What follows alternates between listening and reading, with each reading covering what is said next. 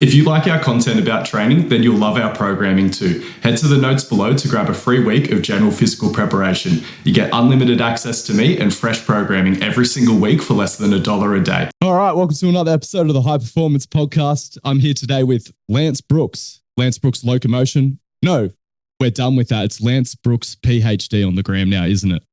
Yes, sir. Well, obviously, you didn't get your PhD on Instagram. Welcome to the show.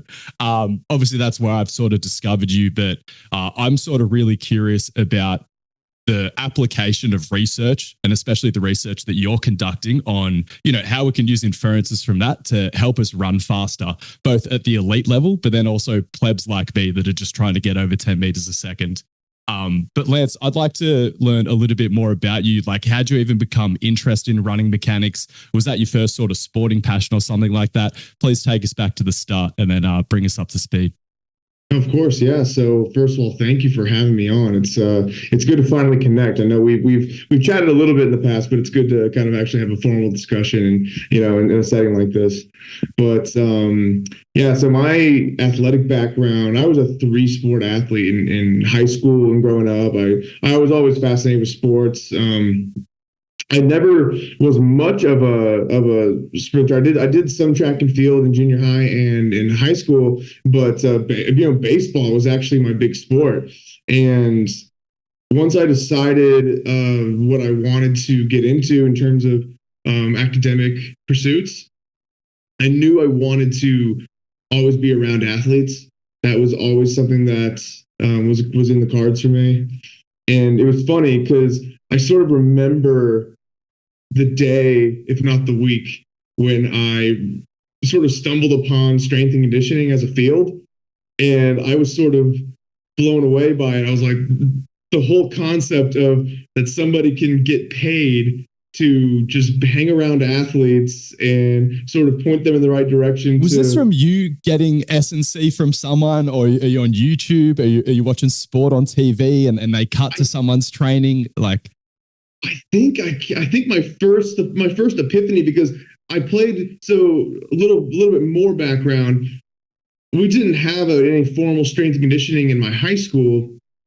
And then even when I played a little bit of college baseball, we didn't have a formal strength and conditioning program there. So it wasn't until I was about 19 when I discovered that this was even a field, that strength and conditioning wasn't a career path option for anyone. It's funny because my Aussie perspective is that every high school kid in the USA can bench 315. Right. Yeah, I guess because at least when I was in high school, I mean, my hometown, my high school is it's positively exploded in the last decade. But when I was there, it was kind of up and coming. There wasn't any formal strength and conditioning program in there. Now it's, because I'm from Texas, and Texas high school football and all that. It's it's stuff of legend. So, well, and because they have the single ply powerlifting culture in high school as well. That's quite big in Texas, from what I understand, which is very strange to me, but also kind of sick. Right. Yeah. So I remember in high school having a powerlifting team, but there was a club thing. It wasn't varsity, and it was the football. One of the football coaches like coached it, and they kind of did their lifts, and no one really knew a whole lot about what they were up to in there. But I think my first epiphany, the kind of light bulb, there was a show on Discovery Channel. There was a show on called American Muscle. Yeah. And it was Mike Barwis, and he had his performance facility in Detroit, and he had like Richard Sherman on there and these guys, and I think Nick Swisher, and he just owned this training facility, and people were going there and paying him, and they were talking about sports and talking about getting strong and fast. I thought it was the coolest thing ever, so I was like, I want to do that. And it's funny, like most things, when you start pursuing something, your interests evolve, and you begin exposure to alternative avenues. And I was always someone who was very interested in science and academia and those sorts of things. And as I was learning more about this field, I kind of began to realize there's a whole lot of science here. And there's a whole lot that's not known. And there was some weird feeling inside me where I was like, I want to be not one of the guys who just knows a lot of the science. I want to be a guy who's in the trenches on the frontier, who's actually digging into it and who can go around and show people, here's what we're finding in the research, here's what we're asking ourselves and finding the answers to. And so that's when I decided I want to go down the research path. And for a while there, I was doing both. So during my undergraduate days, I was doing both. I was doing a lot of coaching and I was getting a lot more involved in research. And then through my master's degree, I was doing both. I was a graduate assistant strength coach on top of all my research pursuits. And I was doing my formal thesis, but I was doing a lot of research stuff in addition to that. I was consulting with some professional sprinters, and that was a lot of fun, very active. And then, of course, where was this as well? Did you get, sorry if you already said it, might have slipped my mind, like you got into quite a good, well-funded research program and that you felt like you had a lot of positive experiences early on, or you just naturally had a passion for it? Because it sounds like it was a pretty sweet environment too. Oh, it was. So yeah, that's a good question. So it's interesting because I kind of fell into like a right place, right time situation, because I had all these interests that bubbled up and things that I wanted to pursue. And I'm from Dallas, and kind of looking at where do I want to go to pursue these things? Where do I want to get my formal education? And without naming any names, I did go. So I played some junior college baseball 2 years and then transferred. And so the school that I transferred to, I did one semester at one school without mentioning the name of the school. I couldn't stand it. I did one semester and already determined I'm not going to get the quality of education that I need to get to where I want to go. Do you think that that's very important and something that people need to be more open to? Because like I was very heartbroken with my university experience. I'm like, maybe I should have just tried another uni rather than being like, fucking unis, man. Right. Yeah. I got how many? I guess I went to 3 different undergraduate institutions in total. So so you were really open to like, there will be a right fit out there, and I'm going to just keep being open until I find it. That's pretty cool. Right. So I didn't get, so my undergraduate took me 5, I did a 5th year. So it took me 5 years in total to get all the program requirements. But, and then I ultimately just landed on SMU for the applied physiology program.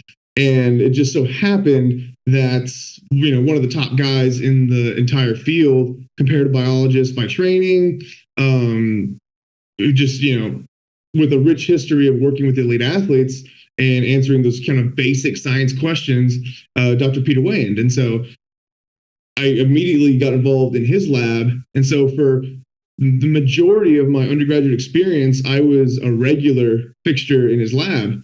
And I volunteered like for the first 6 months before I ultimately started, getting a paid gig in his lab, where I got to spearhead my own projects and got to be involved and really take ownership on some of the things that were happening in that lab.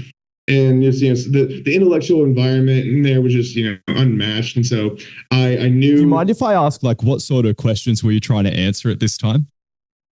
So when I initially joined in the lab, it was sort of like a kid in the candy shop, where you're there and you're not hanging out with a lot of like jocks and bros. It's sort of, you're in an environment that you don't expect, and you're seeing all these things and hearing all these concepts that you've never heard before. Even as someone who I had a few years of strength conditioning under my belt, but some of the things that I'm going in there with, I'm sort of, okay, this is all foreign and brand new. So that really opened up a whole world of like, wow, I actually have no clue what I don't know.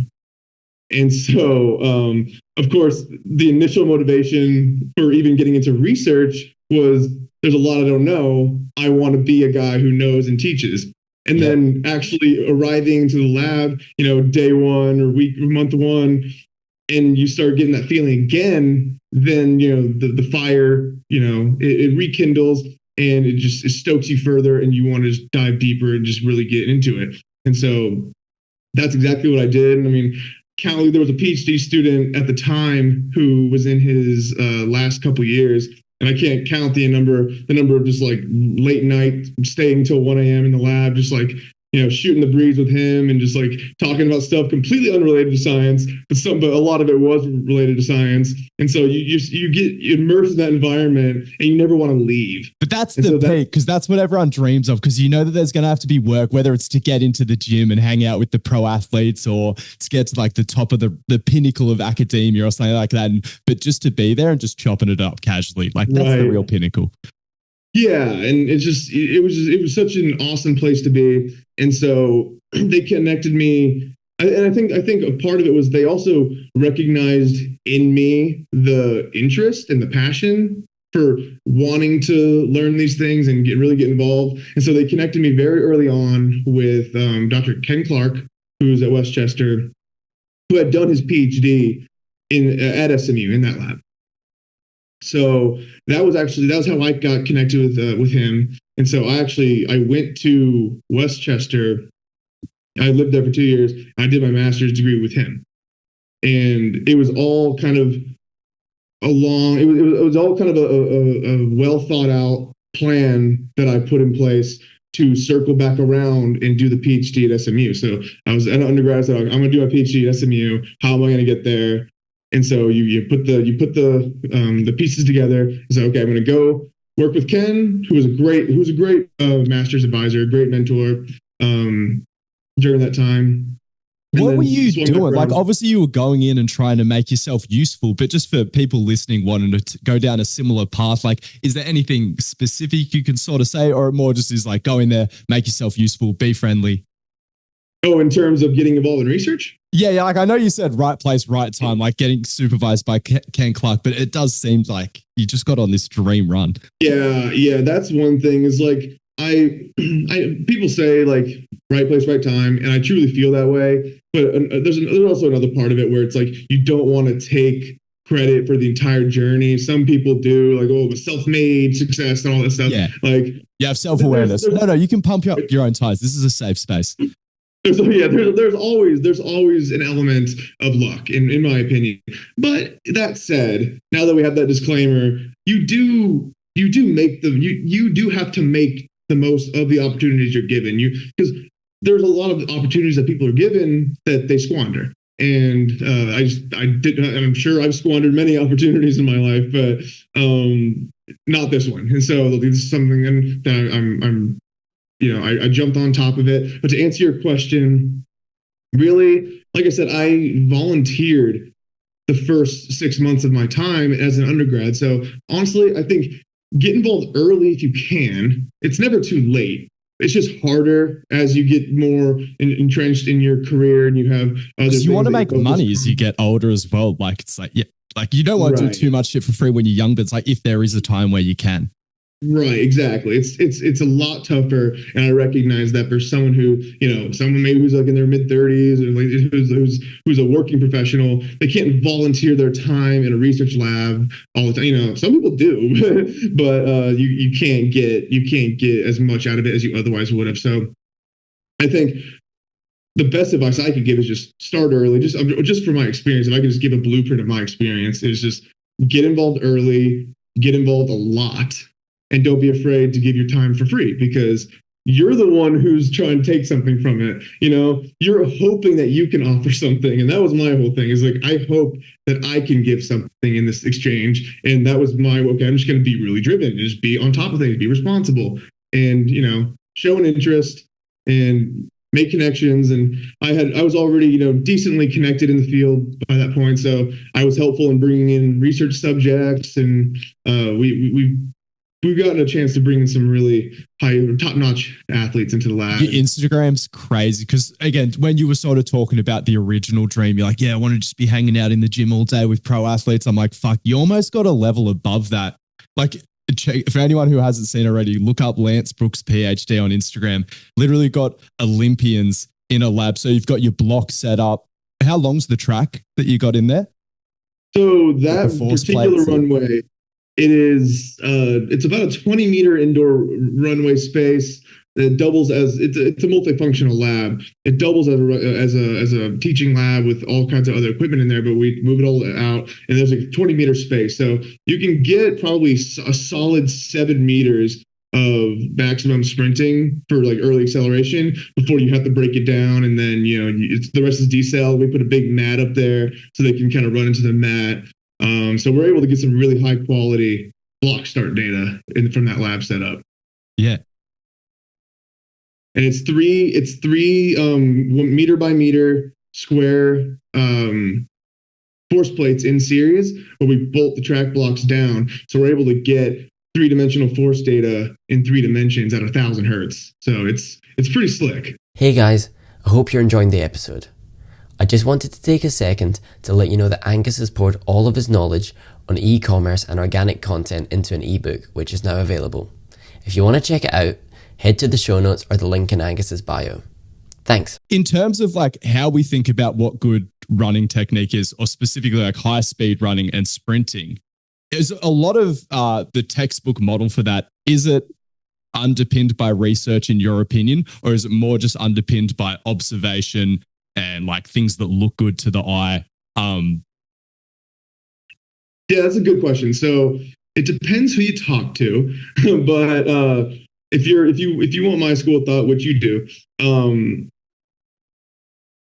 regardless of sprintability, fast guys, slow guys, they all share very fundamental running mechanics and characteristics, and their running performance is pretty much always going to be determined by the same things. And so you have some people who, gosh, I mean, I hate feeling like I'm calling people out, but by all means, please. It's great for downloads. You have the people who kind of have that, in my opinion, a false dichotomy of like either pushers and pullers. And then you have the people who they're driven by the spinal engine, and those people, and then we talk about the squatty runny people. It all comes back to Newton's laws. It's F equal ma. It's impulse momentum driven, and when you boil it down to simple terms, it's really large amounts of force in short amount of time for top speed. And then the mechanics get a little trickier during early acceleration, but even then, the fundamental mechanics that athletes share are, they're common amongst, slow and fast guys. So in earlier phases of acceleration, there is more variability. Much more.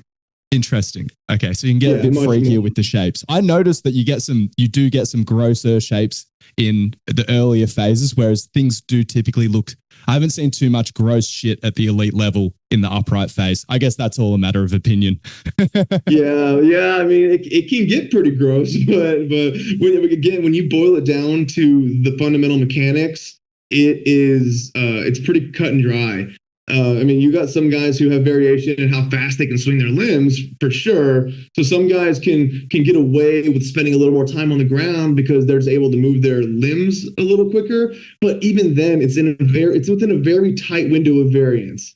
They're all kind of, it's not like all over the place across the board where we don't know what's determining this. It's all pretty, it's pretty clear to us. Okay, so immediately when you talk about there being more variability in early acceleration, one of the things that I had written down to ask you about is, at the elite level, I've noticed some athletes like it's full triple extension, and I think that's sort of textbook what's been talked about. And then I think there's other athletes where it's like they're getting full hip extension on that first step, maybe not full knee extension. And I'm why people like it, I think, is getting earlier. Like, don't spend as much time pushing, get to the next step early and you'll build more momentum. And so that's sort of something where it's like, again, that is just a natural part of how people are solving that problem. There's more than one way to do it. Or do you have a preference based on what you've observed? Yeah, so that's a great question. A lot of that question is answered in my dissertation, which it was just comprised of 3 papers, which are in progress to be published. They're in preparation. So without giving away too many punchlines, I will say there are, like, from the years I've been looking at all these various levels of sprinters and their sprint accelerations in the blocks, there's so many ways to skin a cat. But even the best ones, even the ones who are the fastest to 5 meters, they're not necessarily always the fastest out of the blocks. Right. Yeah. So your first 5 meters, it is more than that first step. Like you can. It is. So you can beat everybody to 5 meters. You could be the slowest one out of the blocks because do we focus on for early acceleration? Do we focus on do we focus on the first step too much? My block starts ass as well. This is important for me. Well, yeah, right. I don't want to say too much because, and I will say I do like to see that many people in the field are moving away from this paradigm of triple extension because, it's really, I think it's not a coincidence that it's coming at the same time when people are expressing a lot of they're sort of circumspect about Olympic lifts and their transfer to performance. And it's all talk triple extension. Oh, well, it doesn't really help, because look at sprinting, you don't triple extend, so. No, but this is my thing, because it was learning about sprinting that made me think, because I have the Olympic weightlifting background. I was like, because at the elite level, a lot of Olympic weightlifters don't fully triple extend. And it's the same thing as sprinting. It's getting to the next phase. Some people do, some people don't. It's like, yeah. Right. That's why I like hearing things like this, because it lines up with my worldview very nicely. You shouldn't just always be able to confirm your biases, but fuck. Right. But I will say, in terms of getting into the next steps, that's absolutely crucial because I think in a way, talking about sprint acceleration, it's true that that's the phase of the sprint where you are accelerating, because at top speed, you're not accelerating. It's a steady state by definition. It's necessarily steady state because it's top speed. So during the acceleration phase, you are accelerating, but in my opinion, in a way, it's sort of a misnomer because you're not out to maximize acceleration.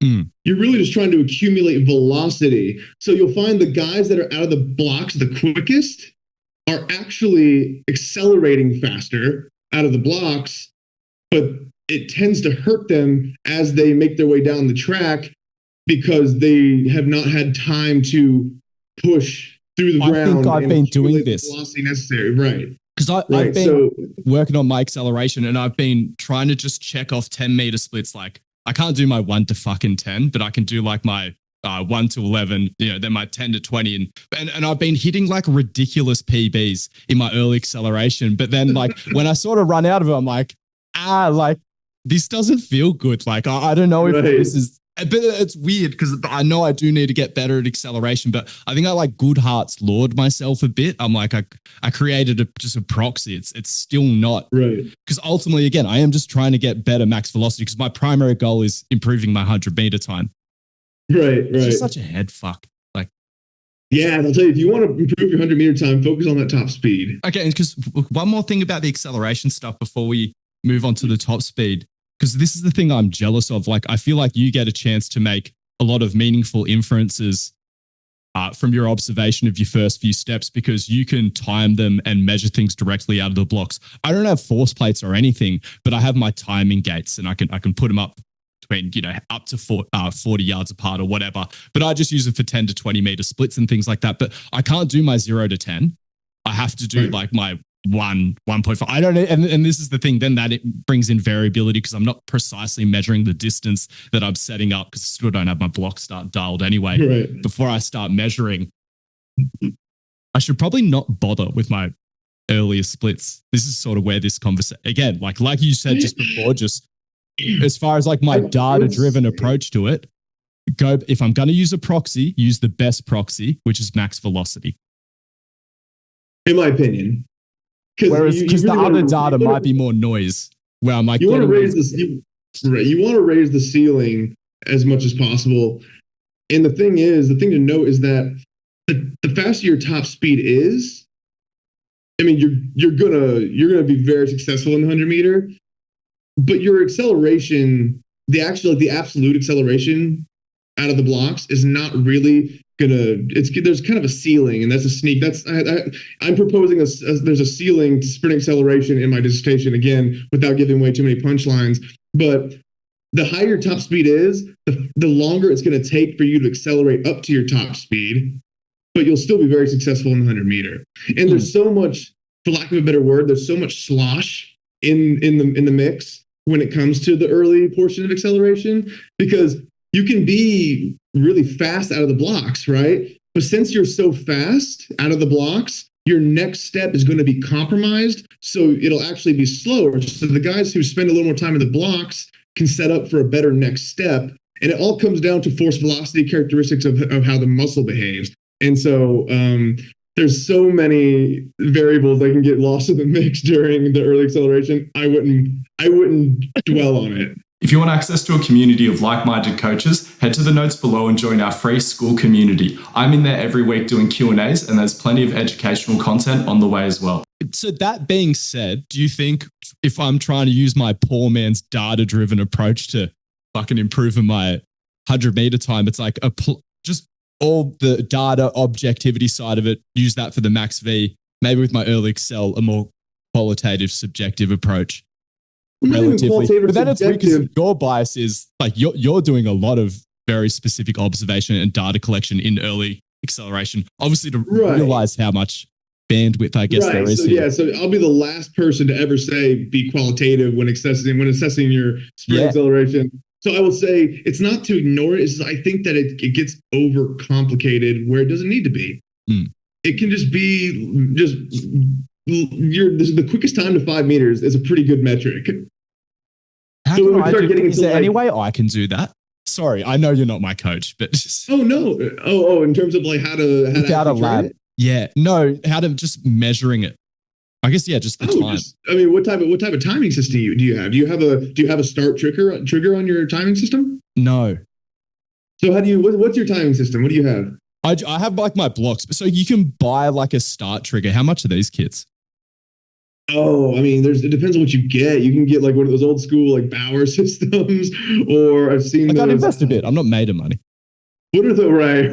What are those ones? Well, talk about like Swift, where it's like 10 grand for like a few gates. Yeah, no. What are those little like yellow cone Bluetooth timing system? Those little gates. What are those called? You have the little chip that clips to your belt. What are those? Oh, so and they can like switch on when you start moving. Like you can have a start trigger in those. Or I think actually they have a hand switch. Some of them do. Oh, so someone can buzz you to start, or you actually get on when you get into your 4-point or 3-point start. You put your hand, like your thumb, on a button, and then when you take off, your hand comes off, and it starts the time. Oh, all right, you saved me from going full subjectivity. You got me. Yeah, I forget what it's called, but like a quick measure, or honestly, the easiest way to measure your 5-meter time with something that you have it in your pocket. That's a great timing system. Yeah, just film at 240 hertz. Make sure that you can get your whole 5-meter run in there, and then you can get the exact time of first movement and the exact time that you cross a 5-meter mark. And if you can get it up in QuickTime Player, then you can count frames and do that. Okay, this is very good hearing this from someone such as yourself who has access to all this equipment, but it's like, you can still do pretty fucking good job with just the iPhone. Yeah, I'm of a school of thought where, like, yes, I'm a scientist. Yes, I really like to dive really deep into the weeds of some of these things. But no matter how deep you dive, if you're being honest about it, you come out saying it's actually a lot simpler than what it's made out to be by a lot of people in this field, including other scientists. Yeah, that's it. The more complex the thinking and the philosophy gets, when it's done well, you come back always to simple application. There seems to be that pattern time and time again. Because some people like to sell bells and whistles, and it's tough. It's tough to watch some of it sometimes, but because if we're talking about the time to 5 meters is a pretty simple, easy metric that anybody can measure.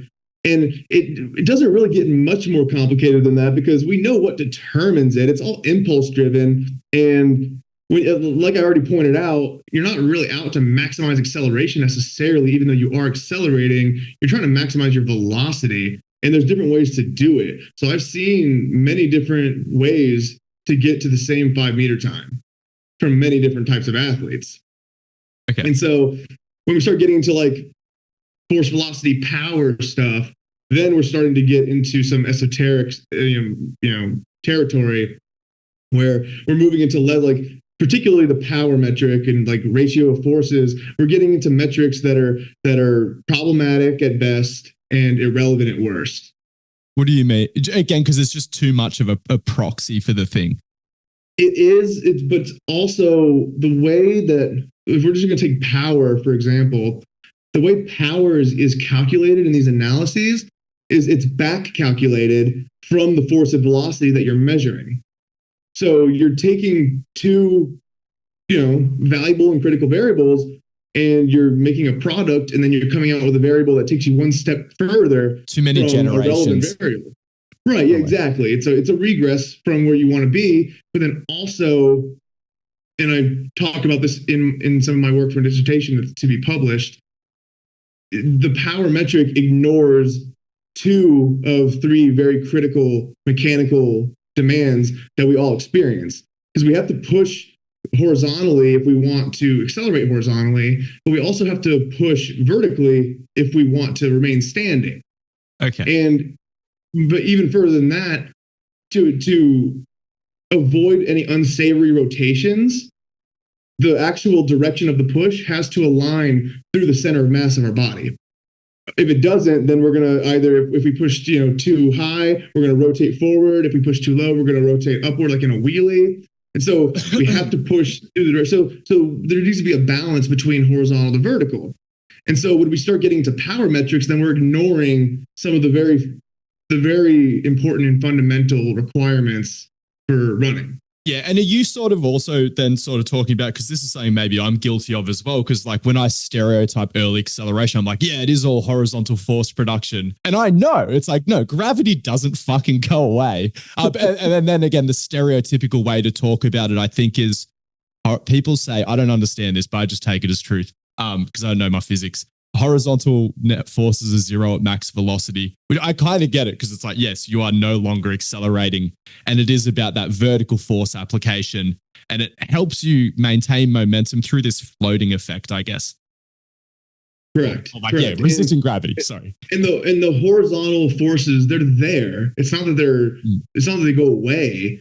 They're still relevant. In fact, faster running speeds result in greater horizontal forces in both directions, negative and positive. Because so the horizontal forces are there for the exact reason that I already mentioned of the direction of the push has to go through the center of mass. So that's why you have to apply. So you hear people saying, oh, we want to minimize braking force. Yes. No, you don't. Because if you want to minimize braking force, then you're just going to end up rolling forward.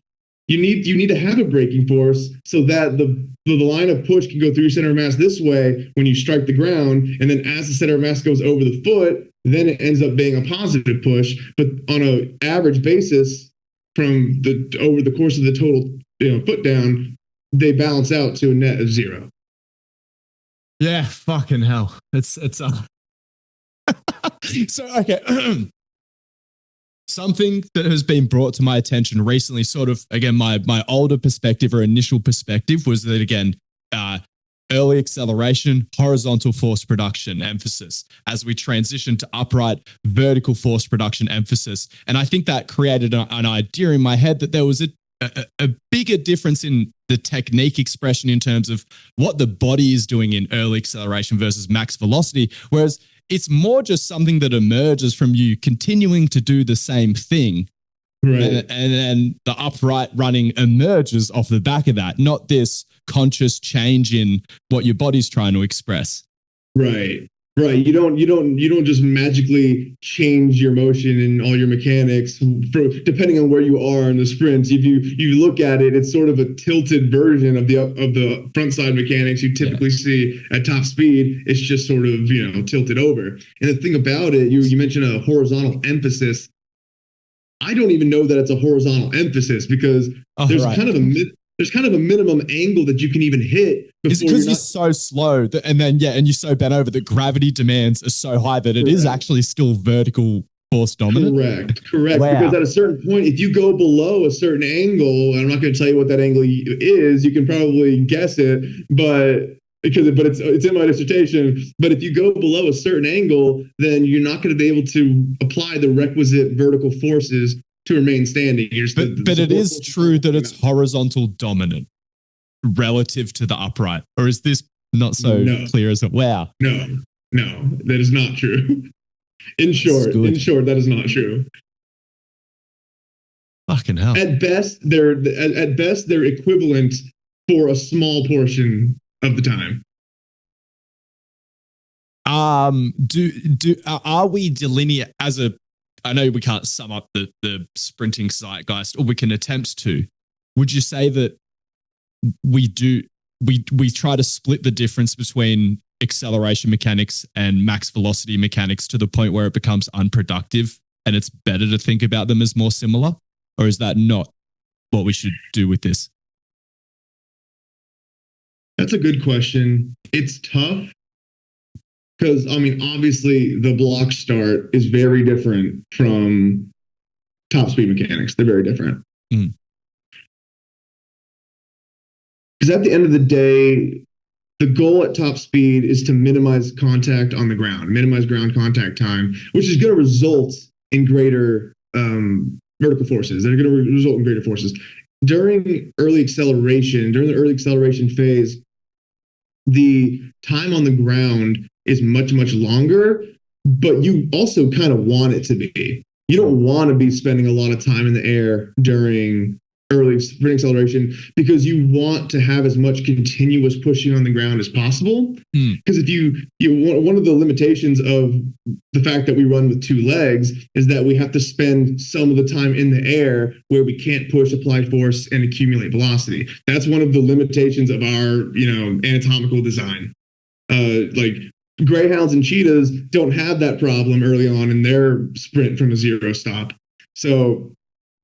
And this is why shorter people tend to be favored during acceleration races, like shorter sprints, because they take shorter steps, so they're kind of always on the ground, or like not always, but they spend a lot more time as a fraction of their total sprint on the ground. Where taller guys, by virtue of their longer legs, they have to take longer aerial phases, and therefore, so I guess in short, I wouldn't throw the baby out with the bathwater just yet, because some of the emphasize, and some of the emphases, wherever that word is, on exactly how to achieve the proper mechanics, there are some differences. I will say that. So one of the things that I notice when I look at my first couple of steps versus some of the elite guys, and just a pattern in my running overall, actually, and something that I've heard about the difference about shit to good sprinters and sub-elite to elite is their ability to get into their front side at every stage of the race and pre-swing, get negative foot speed, hit the ground with momentum. My understanding is that this is something that becomes much more of a priority at max velocity at higher speeds, but it's still something you want to get going early. This idea of like hitting the ground with momentum sounds favorable, but then at a certain point, it comes at the expense of being on the ground, which is something that we value in early acceleration. Because I'm very close to the ground at all times during acceleration, but it's still very shit. Right. Yeah. I don't know what the question is in there, but like, well, there's a question. There's a good and a bad way to be close to the ground, I guess. Like maybe. Well, there was a question in there somewhere, I'm sure. So let's see if there's an answer in anything that I'm about to say. There are differences, obviously, in the acceleration approaches. You get those people who tend to like to drag their toes on the ground. Some people literally drag their toes on the ground.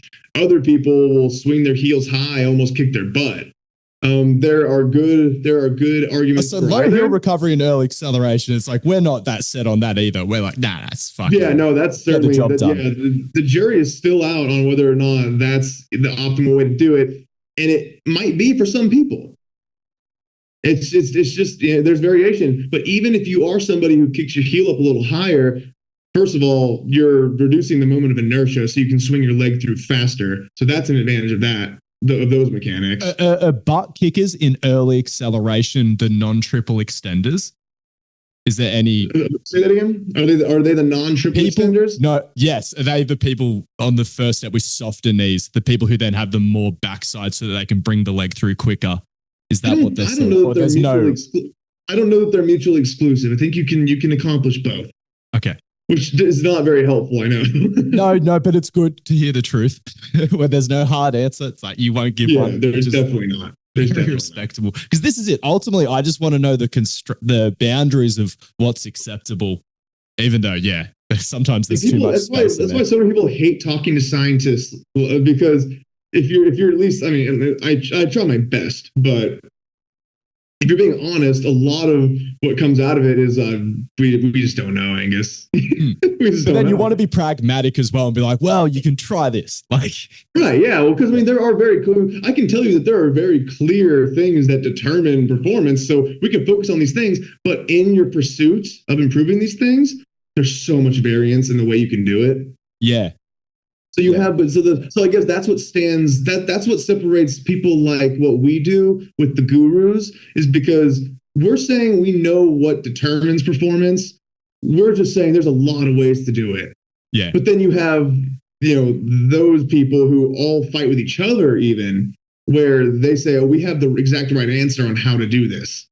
Whereas we have identified the problem that we need to solve. We're pretty clear on that from the research. But then, specifically how that could be solved, we're like, there's a few different sort of looking ways here. Whereas the gurus are sort of like, fascia looks like this. Exactly right. And we have confidence. I'll say, like, I hate using the word proof because it's a terrible word in science. You don't say proof or this was proved. We have confidence in this. The evidence heavily supports this. I love when people say unbiased as well. That's another one. I'm like, oof. Jeez, don't say that. Yeah, unbiased. And like the thing is, like, you got people like, oh my gosh, do I want to even say names? Actually, I can. We're not in the same field. Like Paul Carter. Are you familiar with this Paul Carter? Yeah, he is touts himself as this evidence-based guy. I hate the evidence-based and the research. He, on the one hand, condemns academics and they're not trustworthy. They don't know what they're doing.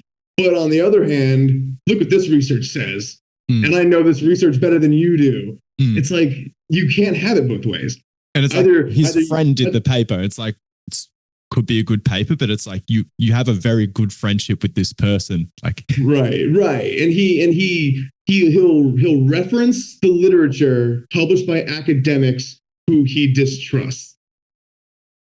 Social media has fucked sports science in a number of ways, man. Like, oh yeah. I mean, I don't want to derail this with because like there's like especially in the hypertrophy space, not so much your corner of sports science, but there's very much the evidence-based influencers now that are like responding to the social media zeitgeist. It's like, oh, you cunts love squats versus hip thrust studies. It's like, do we need another squats versus hip thrust study?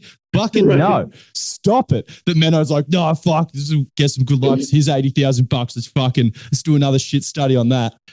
And I'm like, fuck. Yeah, this is why I'm glad I'm not in that space. I'm in the comparative biology, locomotion, elite sprinter, that space. The squats versus hip thrust study in S&C equivalent is the constant fucking Nordic studies. Everyone trying to sell a fucking Nord board. Oh yeah. Like, how many cunts have just spiked their hamstring volume with a bunch of Nordics and torn a hammy from anyway, fucking like. There's a bunch of people walking around with super long hamstrings. But then our mutual friend, because this is a disagreement I had that Daniel Back called me out on. I was like, injury prevention's bullshit. He was like, look, this is one study, but he was like, the results were pretty hectic. These I don't know what level athletes, but they're legit athletes had hamstring tears. I think there was like 40 people doing the eccentric protocol. It's like everyone who stuck to it didn't re-tear their hamstring. Right. And I think there was like a 12-month observation period. And I've wanted, because I don't do much eccentric hamstring training because my hamstrings have they just get sore really easy. RDL fucking sore for 8 days, trying to sprint as well. And I'm like, do I really need like super maximal eccentrics on top of that? They're like the biggest source of muscle like spike the fuck out of my load. Trying to create resilient hamstrings. Like, sorry for just fucking unloading my head noise on hammies. Yes, your opinion, please. A lot of those hamstring injuries happen in the sort of entering the late phase of the swing. So basically when the hamstring is lengthening in both directions, it's lengthening in the in the knee lift, and then while it's also lengthening in the knee extension. Do you think that Nordics and eccentric training just makes you more resilient to the positions that occur under fatigue, like overstriding? So it's like, yes, they are potentially effective, but like that is potentially, if you had to rationalize how they're having an impact, like what it likely is, or? I'll give you my politician answer. That's nothing's going to replicate the demands of the task like the task itself. Yeah, I like, because that's been my philosophy. Like I sprint for my hamstring resiliency 2 times a week, no more. That's where I stand on it. But I can be swayed in an alternative direction if presented with good information. What is the nature of the contraction when you're on the ground in the hamstring? Is it quasi-isometric? Is it eccentric? Do you have any strong opinions on that? Yeah, so what we know about in vivo muscle behavior during running and sprinting, it's that during ground contact, there's sort of I don't know how familiar you are with like force velocity characteristics and the force velocity trade-off. So, just in layman's terms, it's just sort of an inherent mechanical characteristic of muscle that's the faster it's shortening, the less tension there's going to be. And then the inverse is true. The more tension there is, the slower shortening, if shortening at all. And so if you think about it as like am I facing the right way? Is this a y-axis going to the right for you? Yeah. Okay. You are going to my right. Yeah. Y-axis, x-axis. There's sort of you have peak force up here, and then it kind of like exponential curve down to max velocity. All the way up to the max force, that's the isometric point. And so there's no shortening, it's maximum tension. So everything we know about the way muscle behaves during max effort, top speed sprinting, it's different and during acceleration, is that when the foot hits the ground, when the leg hits the ground, there's sort of a co-contraction. So you hit the ground, and then there's sort of going to be a slight lengthening, but the tendons are going to take up a lot of the length change and do most of the work. But there's going to be some length change in the muscle. It's going to be lengthening a little bit. So it'll be just to the left of the y-axis and the eccentric, right? And then on the push-off, it'll be just on the shortening side of the y-axis in terms of contraction. But it's going to kind of bounce back and forth after each step. So that's where the quasi-isometric comes in, is that there's going to be some lengthening, there's going to be some shortening, but by no sense in the matter is there going to be just copious amounts of shortening throughout the entire sprint. There's a lot of shortening during the block start, there's some shortening during acceleration, but then as we get to that sort of steady state, then the nature of contraction becomes much more quasi-isometric. It's not true isometric. The contraction types in early acceleration do resemble strength training. I mean, it's still quite different, but if there is potentially some more carryover dynamic correspondence of strength training, it sort of makes sense to me. Again, obviously I have longer to produce force as well, more time on the ground. But again, there is actually much more actual eccentric and concentric. More range of motion, yeah. Well, there's not a lot of eccentric. There's not a lot of eccentric. It's a lot of concentric shortening of the muscles. So you kind of get in that that knee lock position. You start to go. It's all shortening. You're pushing. Everything's shortening. It's all shortening. And so the shortening those are fast contractions where the tension's not very high. So because the tension's not very high in any individual muscle fiber, you have to recruit more and more of them to meet the force demand. So that's where that comes in, is like whenever the force demand remains the same, but you can't rely on isometrics to do the job, you have to recruit more active muscle. Do you like the run specific isometrics as a form of strength training? I guess because is the rationalization for them that there's greater carryover to high speed running than perhaps your traditional strength training, or is that not the reasoning? Is it a conditioning, just trying to build resilience, exposure to the positions and postures? Do you have thoughts? My opinions on those have always kind of leaned towards the latter of what you just said, with just sort of familiarizing yourself with certain positions. I've not seen a lot of compelling evidence that doing sprint specific isometric like holds have a lot of carryover.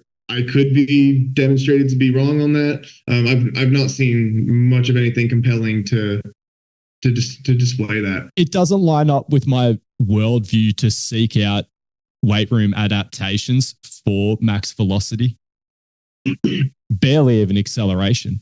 What do you think? So you're saying it is your worldview that you can have the value of the weight room is is for early acceleration. I don't know, if anything, what it can contribute to upright running. And my worry is that I continually see people bastardizing what they do in the weight room in pursuit of dynamic correspondence to certain activities that are just like, you're never going to get there. You're just going to end up doing a bunch of weird shit in the weight room. And it's like, we have this small chance to maybe get some carryover to early excel.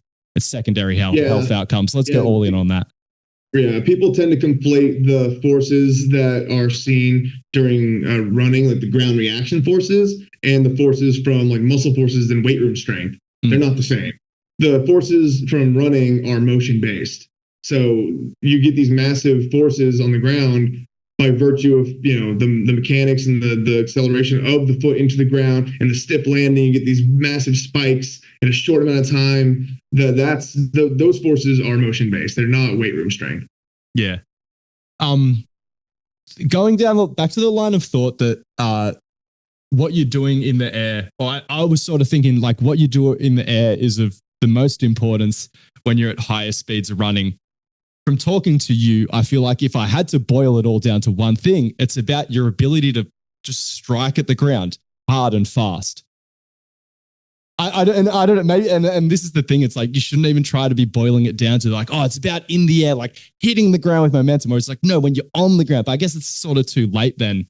Just sort of thinking about my own internal cueing, but I just need to fucking run. Hey, what do you think about when you run? Do you think hit the ground hard, or are you just fucking running, man? Like, I will say, and then we can get into a whole thing about cueing and Please. Like what type of internal cues can somebody take in where they're thinking maybe they're thinking, oh, it's all about what's in the air, but then really the result of their better performance is because of what they're doing on the ground. There's not a one-to-one. I specifically want to know, like, how did you think about and coach running before you had much experience and exposure in the lab? And now being through some of this experience, are there any cues you're like, I'd never say that anymore? Or like, I no longer get my athletes to focus on this, or I think about this when I run now. Is there anything very specific? Oh, I mean, the first thing that jumps to mind, and I'm so glad I didn't get sucked in. I was kind of early. I didn't get sucked into any of the crap that's out there. I mean, there's so much of it. People can't tell, them, they're behind from a hole in the ground. But the one thing that's sort of like is very much oversimplified, but it's sort of still persists today, is sort of that simple paradigm. Too simple. There's good. Simple is good, but too simple is bad. Just the stride frequency, stride length paradigm. Yeah. Where you want to maximize stride length and maximize stride frequency. So then you have these people doing these, and that's where the agility ladder stuff comes in too. Is people are like, oh, if I can just do these agility drills, I can get my legs just swinging really fast, really maximize my frequency. And then the stride length, I'm going to do sleds at top speed, or and then I'm going to push in during time. Yeah, you're leaving a lot on the table if those are the things that you're trying to improve and work on. Nice. So I'm glad that that was sort of the school that I came from early on in my early days in the field. But then as I, became more enlightened, then it became much more, okay, it's really how the foot interacts with the ground and how it propagates up. And those limits are set by what your foot's doing on the ground. It's where the rubber meets the road, where the magic happens. Okay. You can clip that. Oh, we'll clip the fuck out of that. Here's something we can clip. Talk to me about squatted running. I mean, okay, can I give you my perspective and then you can bring me into the light? Really bad way of phrasing it to someone who works in academia, not running a cult. But when people say running tall, I mean, what the fuck does that even mean? And when people say running squatted, I'm assuming they mean like, that definitely means to me that the knee's not locked out. Because I guess the critics of running tall would be like, that could be interpreted, or running too tall. Right. Maybe they're like, oh, there could potentially be errors on both sides. I noticed, actually, yeah, when I came across you, you were being quite critical, I think, of the squatted running talk. What can you talk about why? Yeah, well, first of all, I don't know that it's possible to run too tall. Oh, Just, right. Yeah, I don't know that that's even possible. But from a squatty, it just sounds silly to even say. But from a squatty running perspective, it's interesting because I get the sense that there might be something valuable there in terms of teaching or cueing an athlete to maybe sort of try to emphasize some sort of physical quality. But then you hear the way it's talked about, and then you see the demonstrations of it, and you're like, this is not how you maximize running speed. You're in a squatted position, so necessarily you're not going to cover as much ground with your foot on the ground. You're just not going to be able to. Your limb excursion is not going to be long enough. So already you've hindered your performance in that regard. And then you've also put yourself in a much more limb compliant situation to where now you necessarily have to spend more time on the ground. So if we talk about running velocity and just go to basic derivatives here, it's distance over time. So if you shorten the distance that you can cover and lengthen the time And take longer, it's not great. You by just mathematically, you've screwed yourself.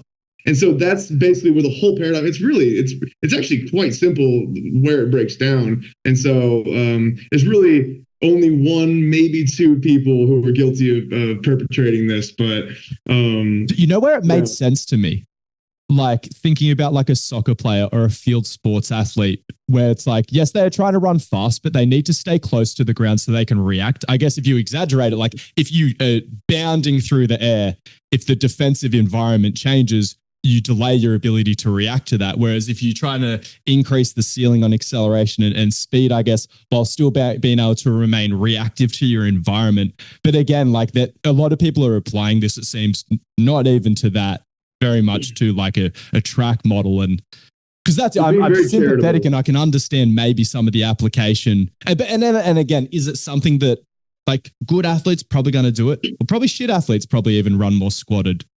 They're running with a soccer ball. If those points that you just said were mentioned even one time in the explanations that I've come across with squatted running, I would never say anything. Yeah. But you're being very charitable in your characterization of the way squatty running has been perpetrated. And the thing is, I have weak moments. I like to slam shit, but then every now and then I just really steel man a weird idea. I'm perfectly fine with the idea. And in fact, I agree with the notion that if you're on a football field or on a basketball court, you're never going to be full. I mean, like there's situations where you'll if you break away 90-yard touchdown, you're just taking off. Those circumstances notwithstanding, you're never going to be in a full top speed linear acceleration scenario. This has impacted the way people program. I'm sorry to cut you off, but I feel like this is a really important question for people because I've seen both sides of it where I understand what people are saying. Like by the time you're at top speed, the job's done in a lot of team field sports scenarios. Right. Having said that, increasing max velocity it drags acceleration up with it, doesn't it? It does. And we're already getting a lot of acceleration practice. So where do you fall on a programming side, knowing that max velocity, say my brother's original track coach said, he works with field sports athletes. He's like, yes, they don't hit max velocity often. His argument was that, but when they do, the game is decided. Anyway, all that being said, how do you program? Because I know you coach rugby. Do you bias acceleration because that's what they're doing? Or do you do top speed because that pulls up acceleration? You have to do both. You do have to do both because that was so simple and logical. If you always did top speed, that's all you ever worked on. First of all, I don't need to tell you, top speed only happens in linear direction, so they're not going to get any exposure unless in practice or during a game to anything happening in any other plane of motion. Yes, but even if they did, like the assumption of acceleration not of being dragged up with top speed that's assuming that's assuming that you're still working on it. Because because you were saying, you might just take longer to get there. Right, but if Usain Bolt's, because if you have a higher top speed, it'll take you longer to get up to your top speed, but that's not necessarily a bad thing. It's just the way that the velocity time curve operates. It's just a function of the mathematics. But if you have like a Usain Bolt who just never performed a block start ever in his life, and then went out there in 2009 and showed up to the Olympics or 2008, it's like he's not gonna break any world records because you reckon he'd hit top speed at like 90 meters or something?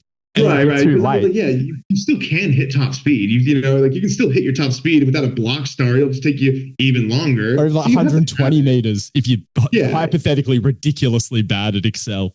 Right, and the thing is, with rugby, right? You have to set your guys up to be able to accept forces and change directions quickly. And it's interesting because going back to the sort of team sport environment where if you're on a pitch or you're on the field and you're running around all these different directions, you're not going to be in those sort of optimal those optimal muscle length tension positions. So there's optimal length tension, like resting lengths for muscle to be able to really maximize the amount of tension they can produce.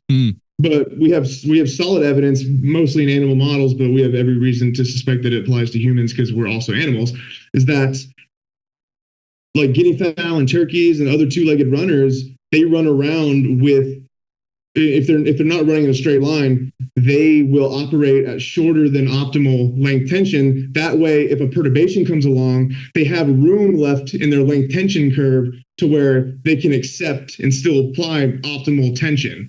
So they're already running around in sort of like suboptimal positions. So that would be where squatty running would be valuable, right? Is because you're operating in a suboptimal length tension portion of the curve where you can actually, still apply good amounts of force if a perturbation comes along. I want to talk about you observing animals high speed running in the lab. Were you in there with an ostrich? Like, were you? The arm swing thing wasn't you. You just shared it, right? Yes, correct. Well, the arm swing thing we did the arm swing study, but there were no animals involved in that study. Oh, okay. You just referenced an ostrich. Right. As an example of a bipedal runner who runs fast without ostriches are the pinnacle of, I guess, not spinal engine, like cervical spinal engine. They are the fastest two-legged land animal for sure. Okay.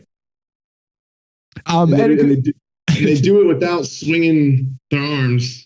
And what I found interesting, and it was the study that you did that also found that what a human could achieve was at 98% of their max velocity without the contribution of arms, and the role of the torso or the mechanics of the torso shifted to accommodate like a more of a stabilization role, started moving more. Right. So essentially the arm's primary mechanical function was really just to minimize torso rotation, but that the torso rotation could take place of the arm swing. Does this tell us, because I've been told that arm swinging across the body is bad because then it's not contributing to the forwards momentum, but it's like the arms aren't designed to do that. They're primarily stabilizing. So it doesn't matter if they're swinging forwards and backwards or side to side. It's like they're stabilizing my torso. Yeah. If the arms drove running, take that, haters.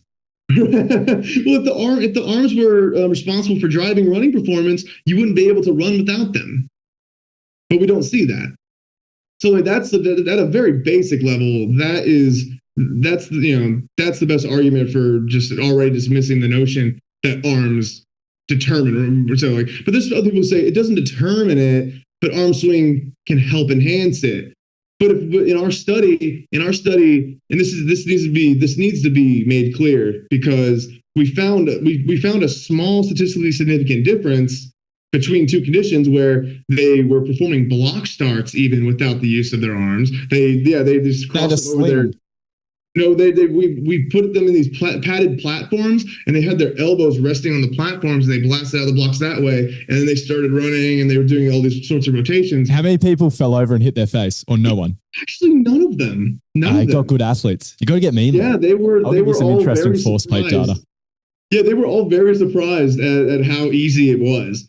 And the thing that needs to be made clear is that between those two conditions, where you had them doing their normal arm swing action versus crossing their arms over their chest and just doing these, it came down to a 1.6% difference.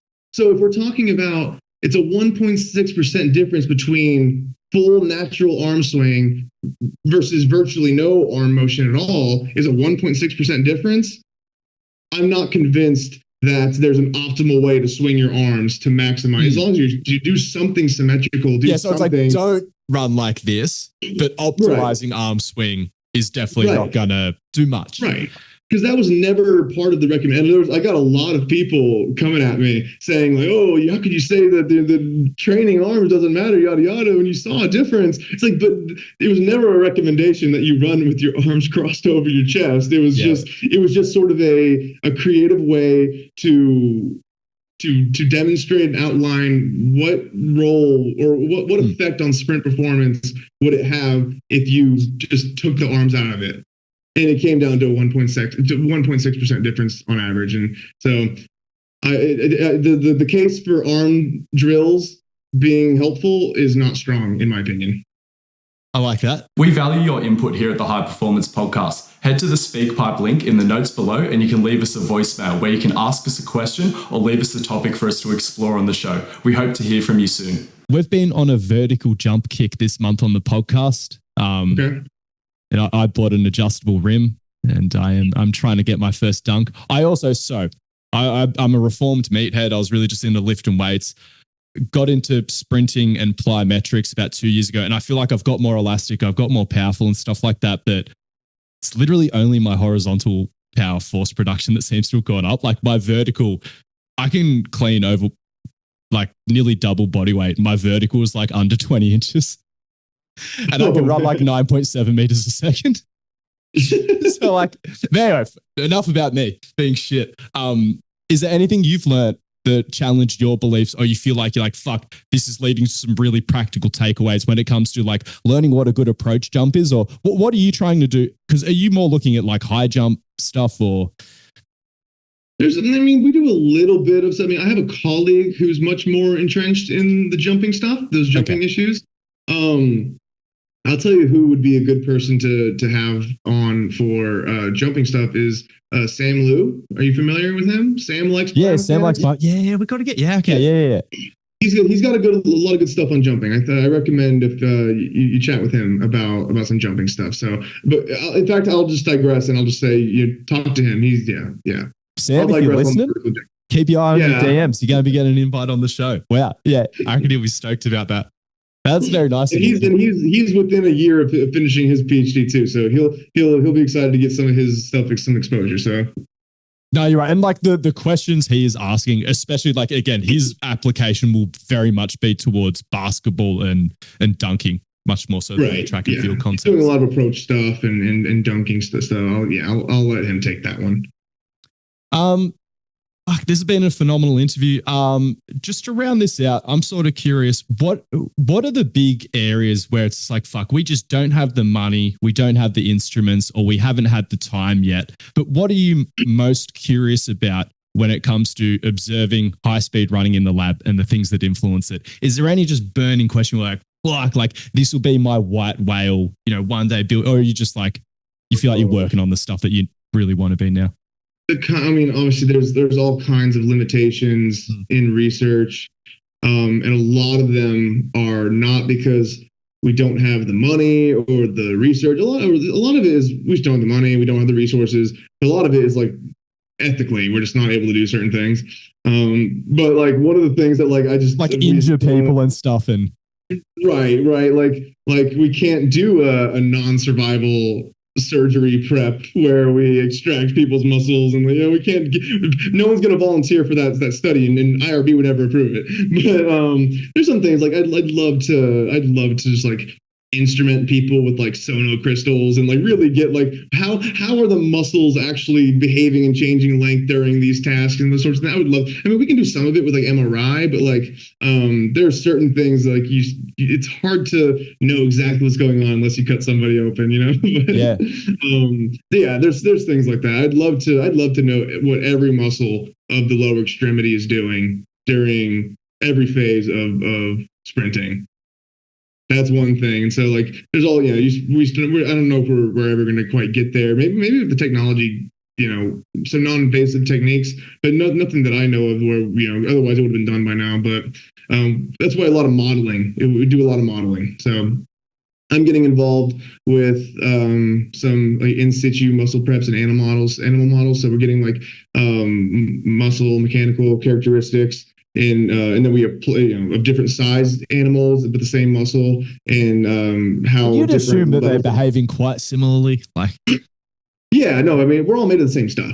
So, we different species of different sizes, and how they're the same muscle on their anatomy. How it behaves because of different sizes and how the size of the muscle, how the architecture of the muscle affects the way it behaves, and then we can get those data and we can implement them into models for human running, and we can get some pretty accurate stuff. But you know, sometimes I just like to be able to like screw the model. Let's measure this stuff. Yeah, because is this sort of flirting with some Franz Bosch or? Not really. Is he talking about? He's the bloke I've heard talk about muscle architecture a bit. I'm like, interesting. I don't know what to make of it sometimes. Yeah. Some of it sounds good. Yeah, I mean, they're different muscles in the body, or they're designed differently. But you know, we can look at these things in other animals because they're similarly designed. They really are, a lot of them. Thank you so much for your time today. When does the PhD come out? Because it sounds like it's going to be pretty useful for everyone. And is there anything else you got coming up? And where can people follow you if they want to keep up with everything that you put out? Well, if you want to follow me on my socials, you can find me at LanceBrooks_PhD. I just also started up a new venture, Brooks Performance Method. So you can also go follow that page. There's some exciting stuff coming on there. I'm gonna be working on a lot of outdoor like athlete performance assessments, some training, and then also some coaching education. There's going to be some exciting educational content coming out of this. I'm working on a video course, which I'm hoping to release in the next year. As far as PhD dissertation, those papers that are coming out, they're in preparation. There's no real way to know, real way of knowing at this time, but best case scenario, I'd say in the next year. Oh man, it's such a slow game. Yeah, it's not that instant gratification that you get from an IG post. No, my gosh, it is. It's a game of patience. Yeah. We're all in the long game here as scientists. But being able to put PhD in the Instagram handle, fucking priceless. Nice. It's until then you have an interaction with Joel, see me like fuck.